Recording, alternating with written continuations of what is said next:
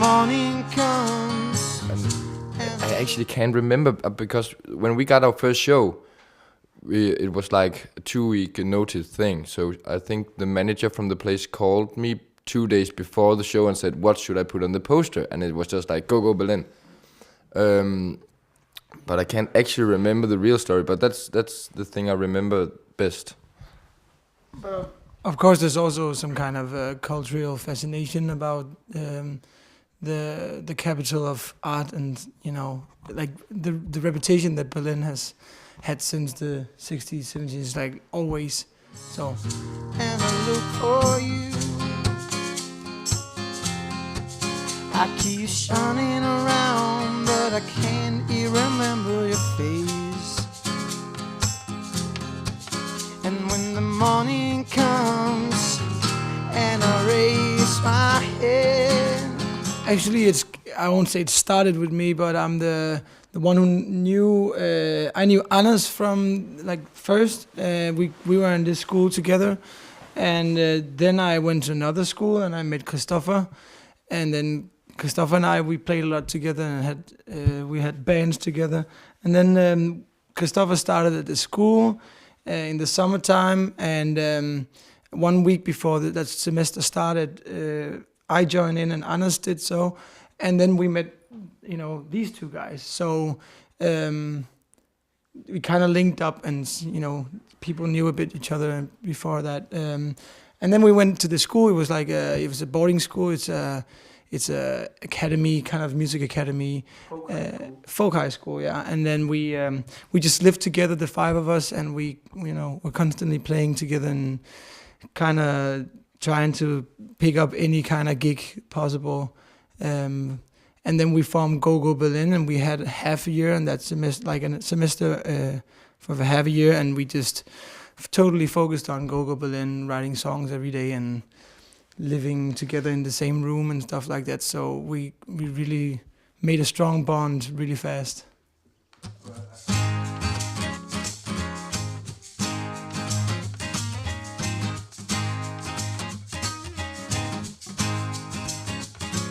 And darkness is your enemy. You're falling and lifting tears. Then sunshine, could cure your mind. I think we travel more. Yeah, we do play more, but We play less parks. yeah, less parks and more venues. But lifestyle is kind of the same. We play a lot because that's what we love to do. But it's kind of the same. It's just become kind of professional. Which is a really good thing, Yeah. because then we get to play with real equipment instead of crappy gear. So that's the only thing that changed, and that's better for the music. So I would also say the lifestyle changed a lot, because 2 years ago, Anders and I would work in the kindergarten and stuff like that.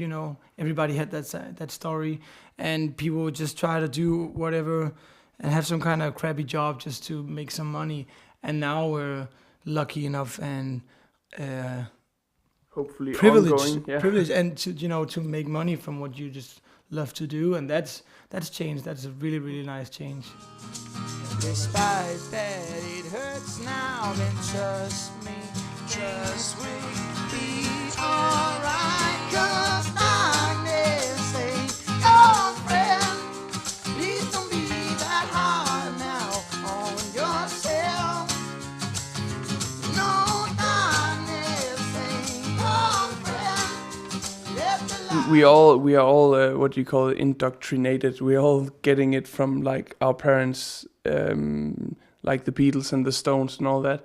But it's also just like really great bands. If they came out today, it would still be relevant and it would still be like big bands. So it's just really good music, and we all appreciate that, I think.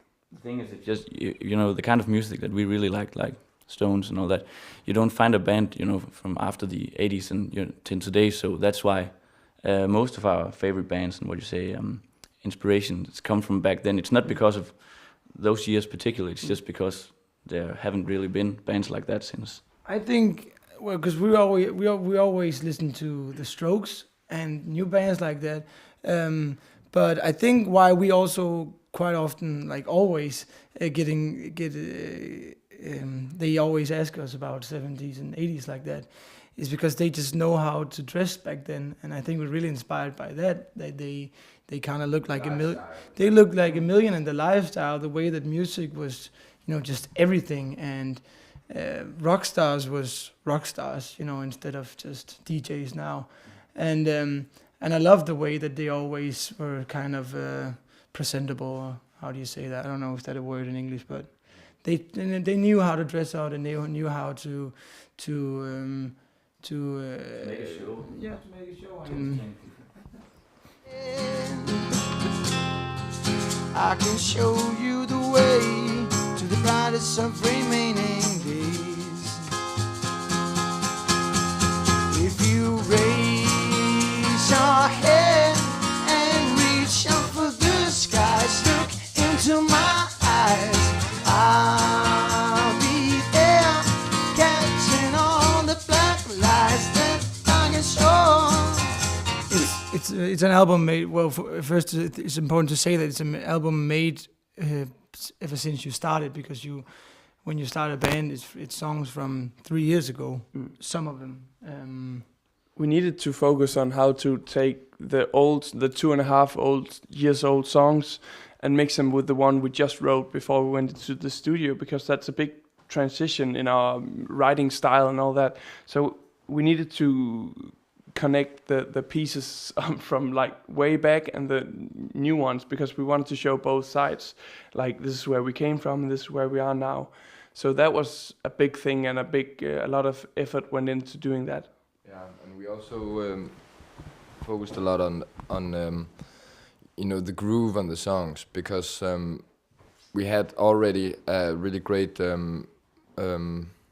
live what's that called, reputation, and we have recorded something before, and it couldn't match the live performance, so we had to have that thing we do live in our minds, but not make a live record, but have that groove and sexiness that we do on stage, and put it on a CD, so you can when you hear a certain song, you can just see the person up there dancing and and playing.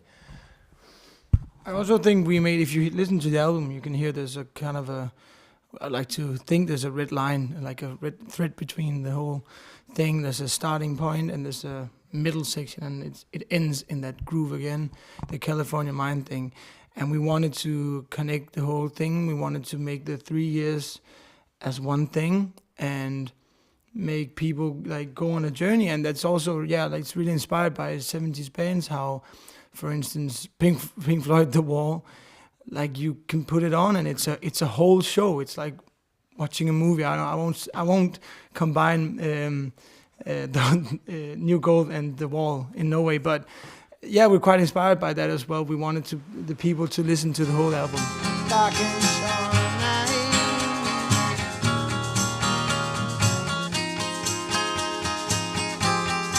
So let's trim the lights, I'll let go of your ways,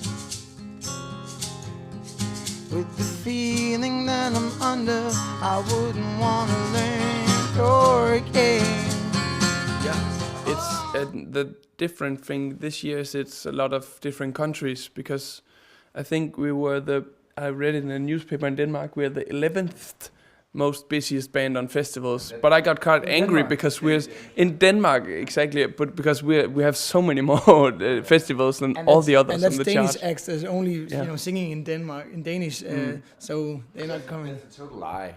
We're going to play like 20 shows more than the guy that's on top, I think. Yeah, so the exciting thing this year is that we're gonna go to a lot of different countries for a lot of different festivals, and that's really exciting. Despite that it hurts now, then trust me, things will be alright, 'cause Agnes ain't your friend.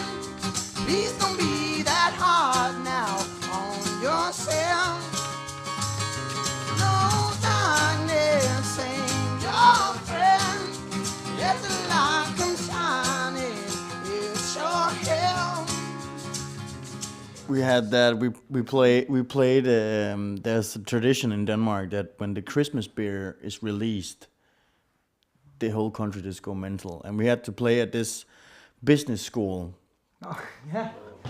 called EBC Kolding, and there was I have totally forgotten about that. and there was, I think there was 400 or 500 people at this party, and when they introduced us and welcome to Go Go Berlin, you just the whole room was like boo, blah, and there were 12 out of 400 people that liked it. The 12 people had a blast, but no, it was just A bit uphill. It's kind of like going to Ibiza and play a rock and roll show. It was pretty uphill. A discotheque. It was just the wrong booking. Nothing but the people or us. It was just they needed a DJ, and there was like one guy who loved us, and he was in charge of booking. So he didn't look at the people. He looked at himself and said, "Hey, I can get these guys. So I'm not gonna get a DJ." So And it's totally fair enough. Like But we played awesome, by the way. It was the best gig ever, playing wise, band wise. Because then we got, I don't know if we're not frustrated, but we're like taking on the battle and just giving them everything we got. And Mikkel was climbing up in the roof constructions and shit. they wanted to kick our ass after the show. there was a girl who went up on a table and just took 2 fuck fingers in the air and just stood, and I got so terrified. Just the girl getting up. Fuck you. Also because she was from one of those cities where it's a big city, but it's a suburb, but it's one of the big cities. So yeah, she kind of had hair on her back, you know. Terrified. She was terrifying with tattoos and everything, and I believe in you. Oh, yes, I do. I believe in you. Oh, yes, I do. Ooh, take it out.